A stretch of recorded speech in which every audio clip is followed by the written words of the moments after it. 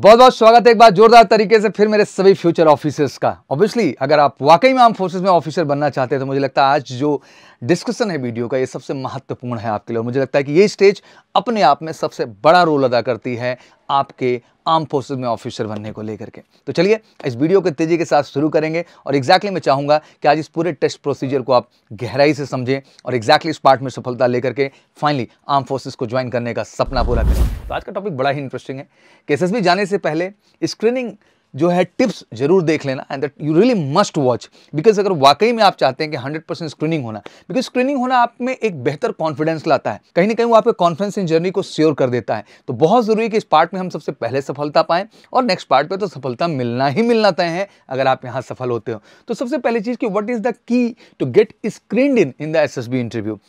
ये सबसे बड़ा प्रश्न है बिकॉज ज़्यादातर कैंडिडेट स्क्रीन आउट होते हैं और उनमें एक अजीब सा डर होता है स्क्रीनिंग को लेके। वो कहते हैं भगवान बस स्क्रीनिंग हो जाए, आगे का कोई प्रॉब्लम नहीं है। तो आज एग्जैक्टली स्क्रीनिंग होने का रियल मेथड क्या है और किन चीज़ों का आपको ख्याल रखना है, इन सारे पहलुओं पे हम बात करेंगे। For aspirant who want to join obviously military passing the service selection board, SSB interview is really important क्योंकि एसएसबी क्रैक करना बहुत जरूरी है। और उनमें सबसे पहला स्टेज आपका स्क्रीनिंग है, क्योंकि आप स्क्रीनिंग होते हैं तभी आप अगले स्टेज के लिए बढ़ते हैं अपने साइकोलॉजी इंटरव्यू और जीटीओ एंड टिल कॉन्फ्रेंस तक की जर्नी में। Being screen in mostly depend upon the two thing. अगर आप स्क्रीनिंग होते हैं तो उसके लिए दो चीजें अहम हैं जिनको आपको समझना चाहिए। पहला, ऑफिसर इंटेलिजेंस रेटिंग टेस्ट, जिसको आप OIR टेस्ट के नाम से समझते हैं, आप इसको दूसरी भाषा में verbal non verbal reasoning test भी समझ सकते हैं। एंड सेकंड होता है आपका PPDT, picture perception and description test. और दोनों ही बहुत महत्वपूर्ण हैं और इन्हीं के आधार पे आप स्क्रीन इन होते हैं। तो आइए सबसे पहले आज हम जानेंगे officer intelligence rating test exactly है क्या और क्या की स्ट्रैटेजीज हैं OIR में बेस्ट परफॉर्म करने की और OIR में एक अच्छा ग्रेड लाने की। बिकॉज OIR में आपके ग्रेड्स बहुत मैटर करते हैं और ये ग्रेड्स आपकी सफलता का सबसे बड़ा कारण बनते हैं। अगर हम OIR टेस्ट की बात करते हैं तो ऑब्वियसली इसमें जो बेसिकली आती हैं बहुत सारी प्रॉब्लम सॉल्विंग सिचुएशंस आपके सामने होती हैं, मतलब वर्बल और नॉन वर्बल रूप में।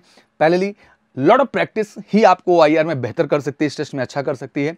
जितना ज़्यादा आप प्रैक्टिस करेंगे उतना आपको इसके लिए मदद मिलेगी और एक बेहतर मटेरियल पर प्रैक्टिस होना भी बहुत ज़रूरी है। इसलिए मैं MKC की जो हमारे SSB की OIR की बुक है, that is one of the best content in India, जिसको लेकर के आप प्रैक्टिस कर लें तो एग्जैक्टली वही क्वेश्चन आपसे OIR के दौरान पूछे जाएंगे, क्योंकि इसमें बहुत बड़े चेंज नहीं है, वही सेम क्वेश्चन काफ़ी सालों से पूछे जा रहे हैं। तो बहुत ज़रूरी हो जाता है कि आप उसी तरह के कॉन्सेप्ट और उसी तरह के क्वेश्चन प्रैक्टिस करें OIR में जो एग्जैक्टली आपसे verbal and non verbal reasoning में पूछा जाएगा। अब आते हैं की स्ट्रैटेजी में। कहते हैं अगर हमें OIR टेस्ट में अच्छा करना है सर, खुद को इंप्रूव करना है, और मुझे लगता है कि OIR टेस्ट आपके ग्रेड को डिसाइड करता है। टिल कॉन्फ्रेंस ये आपका बहुत महत्वपूर्ण टेस्ट हो जाता है बिकॉज ये आपके IQ पैरामीटर को भी दर्शाता है। और कॉन्फ्रेंस इन जब आप बॉर्डर लाइन केसेस होते हैं उसमें अगर आपकी ग्रेड 1 होती है तो आपको ज़्यादा प्रिविलेज माना जाता है। तो ये बिल्कुल जानना जरूरी है कि क्या क्या स्ट्रैटेजी है सर जिससे हम OIR में अपना परफॉर्मेंस बेहतर कर पाएं और कॉन्फिडेंटली उसको अच्छे से फेस कर पाएं। तो आइए बच्चे समझते हैं। तो सबसे पहले know how the test work. सबसे पहले यही जानना जरूरी है कि एग्जैक्टली टेस्ट है क्या, क्वेश्चन कहाँ से आते हैं, वर्ड्स पे बेस्ड, क्या पैटर्न बेस्ड है, क्या आइडियाज़ पे बेस्ड क्वेश्चंस बनते हैं, वर्बल क्या है, नॉन वर्बल क्या है। तो मुझे लगता है इसकी सबसे पहले पूरे टेस्ट को समझना ज़रूरी है। और एग्जैक्टली इसका टेस्ट जब तक आप नहीं समझेंगे कि OIR के अंतर्गत किस टाइप के वर्बल में क्वेश्चन आते हैं और किस टाइप के नॉन वर्बल में आते हैं, तब तक आपकी प्रिपरेशन स्टार्ट ही नहीं होती। आप रैंडम प्रिपरेशन नहीं कर सकते हैं। Second, practice a lot. कहते हैं कि practising regularly using practice paper बहुत मददगार होता है और ये एग्जैक्टली इसमें सारा गेम स्पीड का है।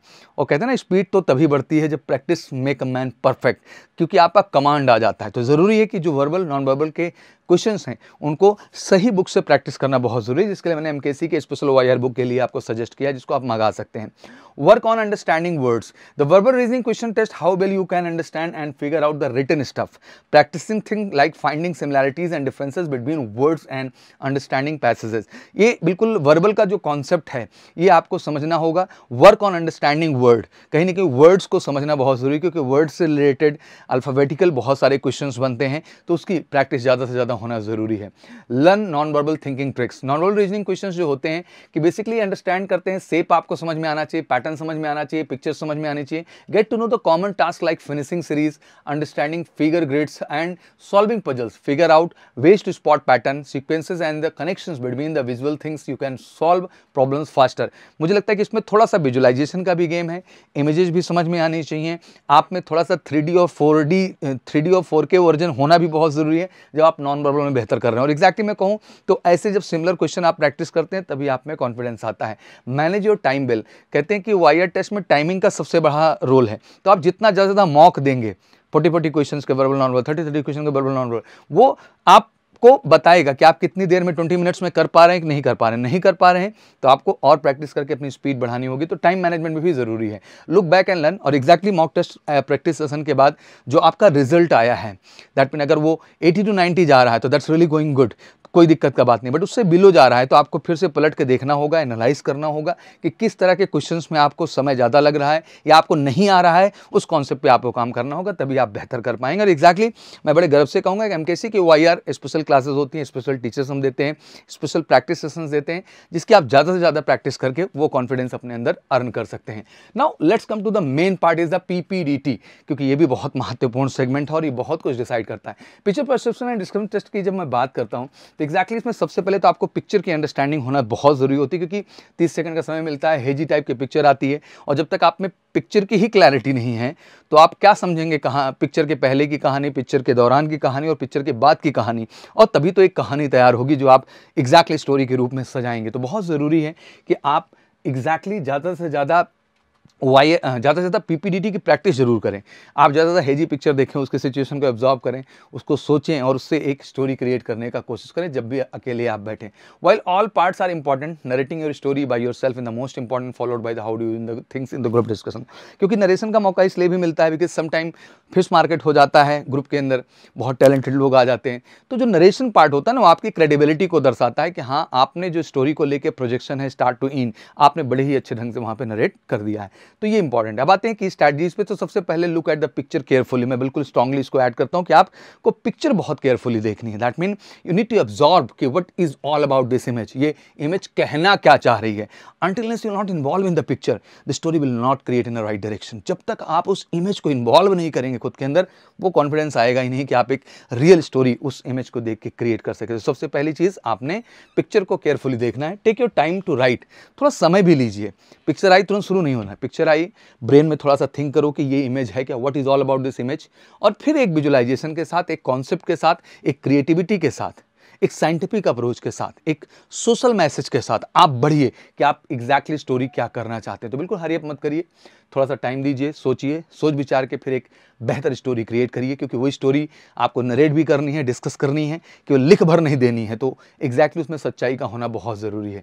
Make up your story, split your story into 3 parts, बहुत ज़रूरी है। पहला, पिक्चर जो है उससे पहले की क्या सिचुएशन होगी, पिक्चर के अंदर क्या सिचुएशन है, और इस सिचुएशन के बाद का क्या रिएक्शन होगा। तीनों फेजेस को आपको समझना होगा, तभी आप स्टोरी को स्टार्ट टू एंड ले जाके फिनिश कर पाएंगे। इसलिए मेकअप योर स्टोरी, आपको स्टोरी को मेकअप तो करना पड़ेगा अपने ब्रेन में कि कहाँ स्टार्ट करना और कहाँ इसको आपको जाके क्लियरली मीनिंगफुल तरीके से आपको एंड करना है। Tell your story to yourself, कहते हैं कि स्टोरी लिखने के बाद बहुत ज़रूरी है कि वो स्टोरी आपके ब्रेन में भी होनी चाहिए, और उस स्टोरी को आपको स्वयं शांत होकर खुद को सुनाना है कि एग्जैक्टली आपने कहाँ स्टार्ट किया है, कैरेक्टर्स क्या थे, कैरेक्टर्स के रोल क्या थे, रिस्पॉन्सिबिलिटीज़ क्या थी, चैलेंजेस क्या थे, टास्क क्या थे, सॉल्यूशंस क्या आपने निकाले, वो एग्जैक्टली आपके ब्रेन में मेकअप हो जाना चाहिए, और तभी आप नरेशन और ड्यूरिंग डिस्कशन दोनों में आप अच्छा कर पाएंगे। तो tell your story to yourself, listen carefully when you speak alone, बहुत ध्यान से सुनिए जब आप अकेले बोल रहे हैं, बहुत ज़रूरी है।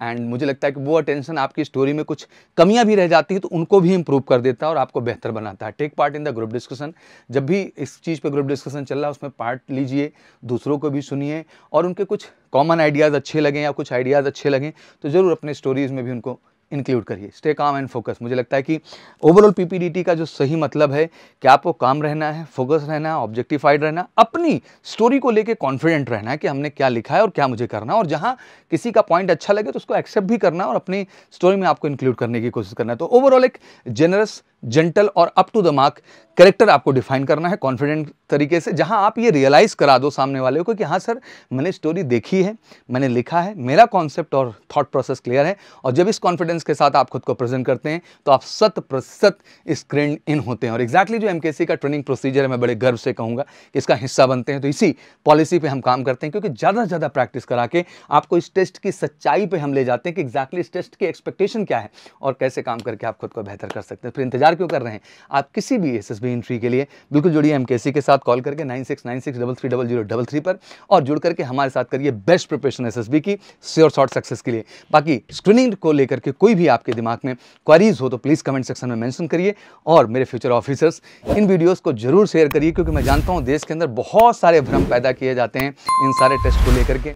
मेरी कोशिश है कि मैं आसान भाषा में इन चीज़ों को आपको समझा रहा हूं, और मैं आशा करता हूं कि आपको समझ भी आ रहा होगा और आप इसी कॉन्फिडेंस के साथ बढ़ेंगे और बेहतर करेंगे। तो आत्मविश्वास खुद का भी बढ़ाइए और औरों को भी बढ़ाइए, ज़्यादा से ज़्यादा शेयर करके और लाइक करके। Thank you so much. जय हिंद, जय भारत।